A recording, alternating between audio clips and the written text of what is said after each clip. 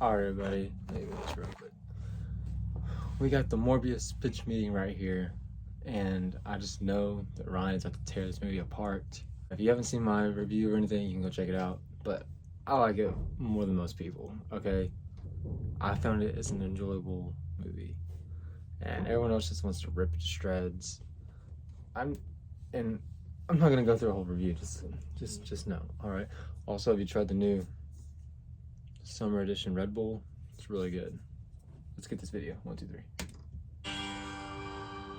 Spoilers. So you have a movie for me? Yes, sir, I do. So I was thinking we keep making our way down the list of Marvel characters Sony can still use. Oh, yeah, we're basically in the MCU now, did you know? Yeah, I mean, everybody in this building keeps telling me that, with big smiles on their faces, but with one eye twitching for some reason. We're pretty much a part of Marvel Studios. Did you know that? Yeah, alright, sir. So I was thinking we make a movie about Morbius. I love it. Hey, let's get some Spider-Man involved in here. Well, actually, he doesn't have much to do with the script I've written here. But we're allowed to do it, so let's do it. Let's put like a Spider-Man poster in the background or something. People are gonna go nuts. Okay. And then we put that in the trailer, but it's not gonna make sense in the movie. Well, that's what we don't have to put it in the movie. As long as it's in the trailer, that's what matters. Kind of feels like false advertising. Yeah, let's do some of that. That sounds great. Well, okay then. So this guy, Dr. Michael Morbius, has this rare blood disorder, and he's gonna die, probably. Uh-oh. But then he develops a potential cure by combining human DNA and vampire bat DNA. Oh, sounds superpower origin-y. It is. But then he tests this thing on himself on a ship in international waters and turns himself into a vampire. Oh. Yeah, so now instead of being all sick and thin, he's jacked and muscular, you know, like a bat. That's not really what bats are known for, but I'm glad you're excited. Dude's freaking shredded now. He's got like a six-pack, looks like a Calvin Klein underwear model, you know, like a bat. Okay, cool. What kind of bats you been looking at, though? So when Morbius turns into a vampire, he's gonna kill a bunch of mercenaries on this boat. Just tear them to shreds. There's gonna be blood everywhere. PG-13. There's gonna be blood sound effects everywhere. Right. So then Morbius starts to like figure out his powers. He's got like bat sonar. He's very strong. His nose goes upwards. Super powered upward noses are tight. But he's got to drink blood every 6 hours or he's gonna get sick again and lose his bat six-pack. Oh no, so he's got to keep killing people? Well, no, because we want Morbius to be a good guy, so he's drinking this synthetic blood he developed. Oh, okay, great. But he can feel that that's not gonna sustain him forever. Sooner or later, he's gonna need the real thing. He's gonna be like, you won't like me when I'm hungry. That's kind of like the line from the other thing. It sure is, sir, kinda. Wow.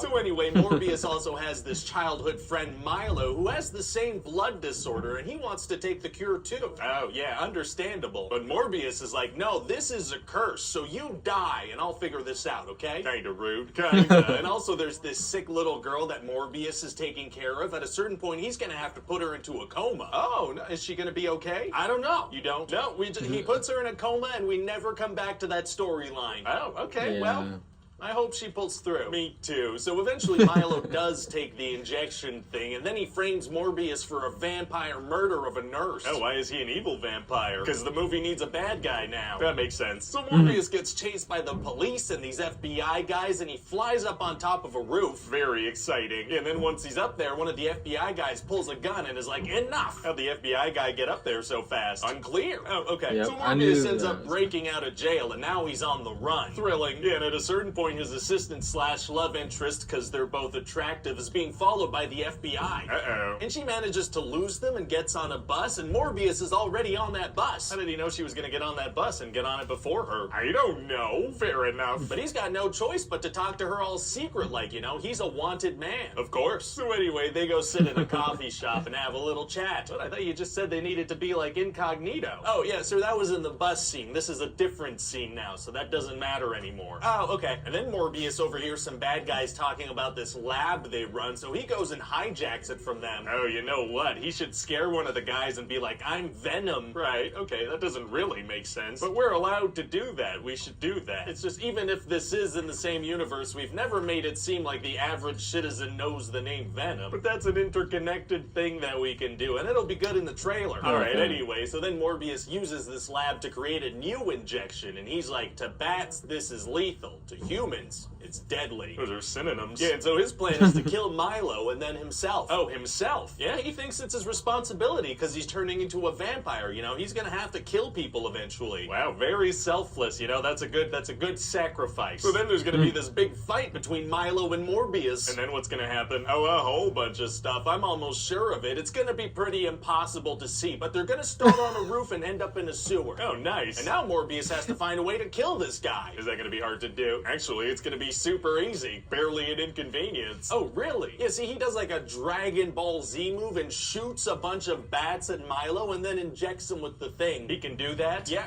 because of the gene-slicing bat-human DNA injection, the bats see Morbius as a brother. Didn't Milo inject himself with the same thing? He did. Okay. So yeah, that worked out Yeah, great. but he didn't. So then Morbius injects himself? Well, why would he inject himself? That would kill him. Well, because of that thing where he said it's his responsibility because he's gonna drink human blood. Oh, yeah, no, sir, that's from a previous scene. You keep referencing things characters did or said earlier in the movie. You don't have to do that. Oh, my bad. Yeah, pretty much every scene is a clean slate here. Oh, also his assistant, she's a vampire now. Because why not? Yeah, why not? And so that's about it. What do you think? Well, it sounds like a good time, but Needs more Spider-Man references for sure. Post-credit scenes. okay. Oh, tell you what, we can use that Doctor Strange spell from No Way Home as an excuse to get Vulture in this thing. Vulture? Yeah, we could just have him kind of pop up in a jail cell and be like, I hope the food's better in this joint. That's not really how Doctor Strange's spell works. Then they could just let him out of jail because he hasn't done anything wrong in this universe, technically. Right. So then he can fly in with his Vulture suit and meet up with Morbius. But Does he he have a didn't have the Vulture suit. suit in this universe? And he can be like, not sure how I got here. Has something to do with Spider-Man, I think. Since I think that suit was made with alien tech from the first Avengers movie, so he doesn't have access. Then he could be like, I'm still figuring this place out, but I think a bunch of guys like us should So, team yeah. up and do some good. And then Morbius can be like,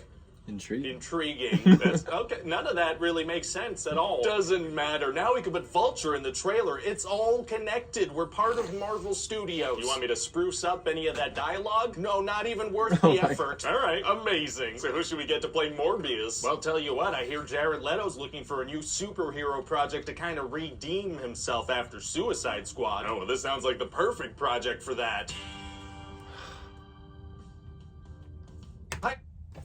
See, and I think Jared Leto deserves so much better because he's not the problem with the movie at all. He's not the problem. Suicide Squad either. And the most like underrated line the whole thing's got to be, okay, but do you want me to spruce up the dialogue?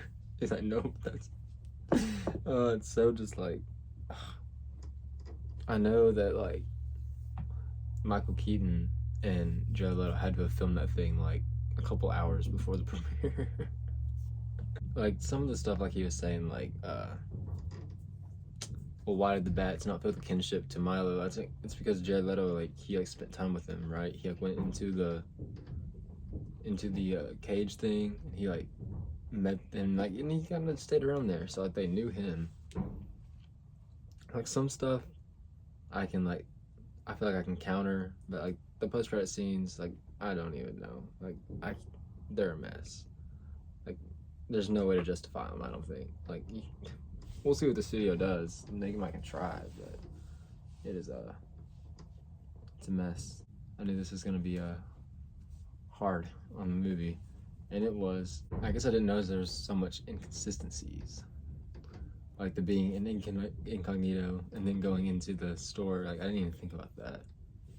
And then him like, oh yeah, I wanted to kill myself after this, and then like him, I think it's because he's kind of learned to channel it, is my guess. Like I think he's learning because you see him just kind of like retract his claws in the post-credit scene. I don't know though. Let me know what y'all think in the comment section below. Leave a like, subscribe, and I'll see you next time.